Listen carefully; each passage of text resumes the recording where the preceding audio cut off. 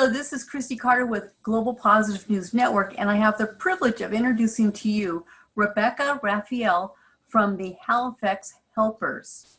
The Halifax Helpers, which is located in Canada, they were established to make sure that all children receive the learning support they need throughout these uncertain times. Their statement says, "We provide free online tutoring and workshops for elementary and junior high school students." So Rebecca, when was this nonprofit organization started? Yeah, so we started our organization at the end of March, and we've gone up on until now. And yeah, so our goal and kind of our mandate is to provide this tutoring session for youth during COVID. Wow, that's so good. And audience, right now, Rebecca is actually at the beach in Halifax. It's a beautiful day there. She's in her car, and this is the beauty of online everything, is that we can have interviews from remote places and things like that. So don't mind us. Rebecca might be fading in and out, but we have her beautiful face right here. So that's awesome. So anyway, Rebecca, what do you, in the big scheme of things, what do you wish to accomplish with Halifax Helpers? Yeah, so initially Halifax Helpers was set up to make sure that, sorry, I keep cutting in and out there, notifications that are coming up on my phone, no more should come up. But we are initially set up to make sure that those who weren't able to receive the educational support, so i.e. like their parents helping them with their schoolwork during COVID, because I know here in Nova Scotia, there were a lot of students and parents that had to teach themselves their schooling because they weren't able to go to school. So we were initially set up to do that. But actually, now that we've started the project, we've kind of realized that this need for extra support, especially to marginalized communities, it's not going to go away. It was, of course, exacerbated by COVID, and it made it a lot more obvious, but that's not going to go away after COVID. So now we're hoping to also expand this service beyond the pandemic and open up again in September.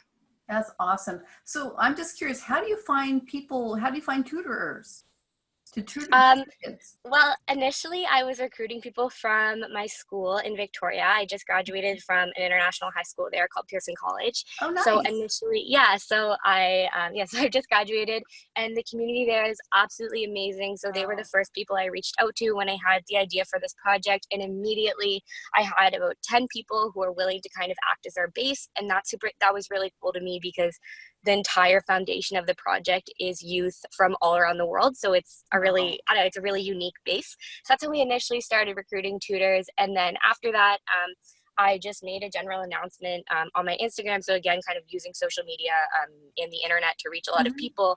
And we had a bunch of helpers who were willing to set up. And then after we kind of got some more media coverage, we had a lot more interest as well.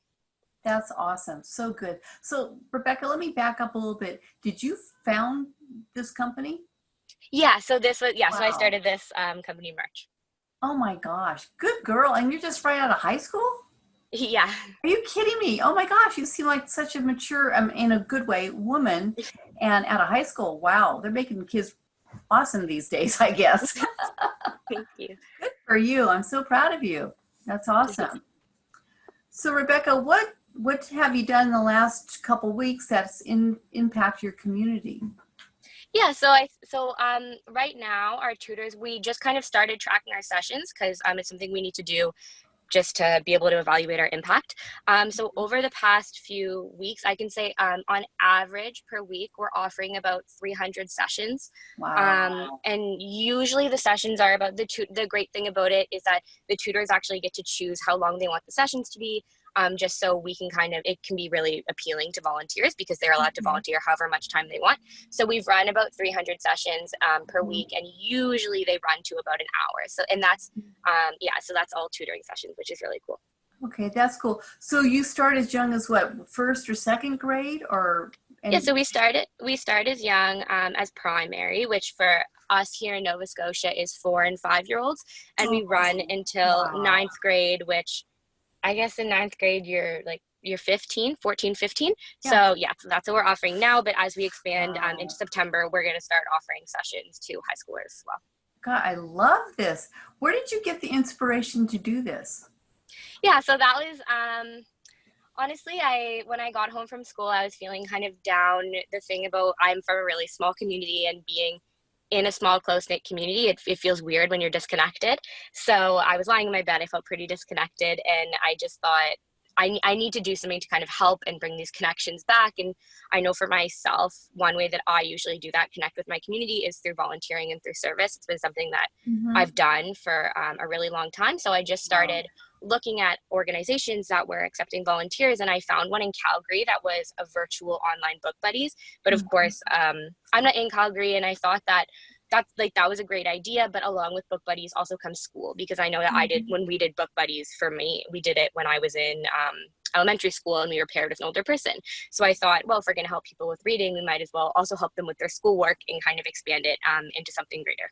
That is so neat. So do you tutor kids from all over Canada and the United States, or all over the world?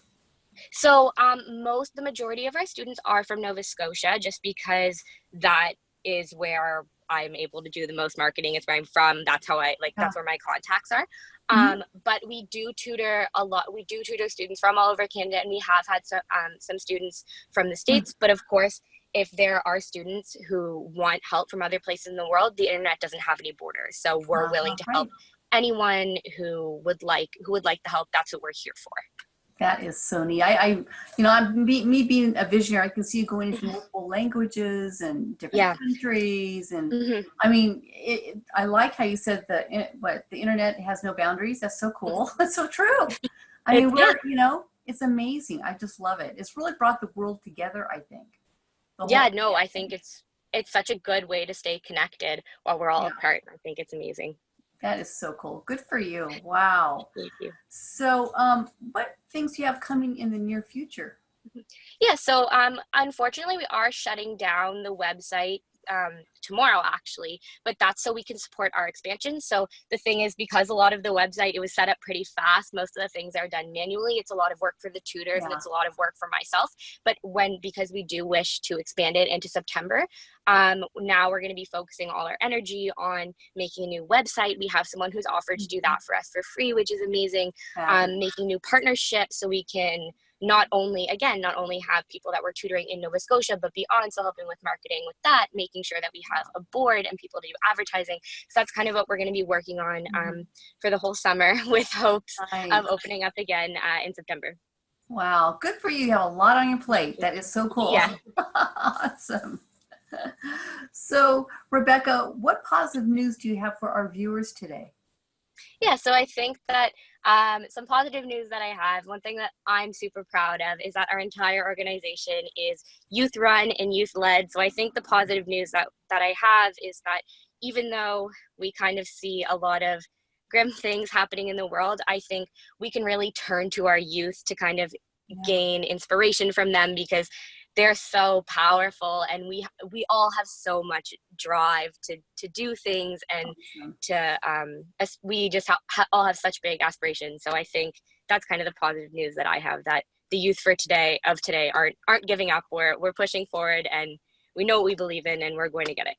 I love it. I love it. It's like the youth of today is the light for tomorrow. Exactly. That's what I'm hoping. There you go. That is so great. Well, good for you. I'm so proud of you again. So I want to urge our viewers at Global Positive News Network to go to your website, go to halifaxhelpers.com, and take a look around. You can donate, you can become a member, and in addition to using their services for your children. So you guys take a look around. Rebecca, thank you so much for this beautiful interview. And go back to the beach. Have fun. Thank you so much, Christy. All right, Rebecca. Thank you. All right. Have a good day.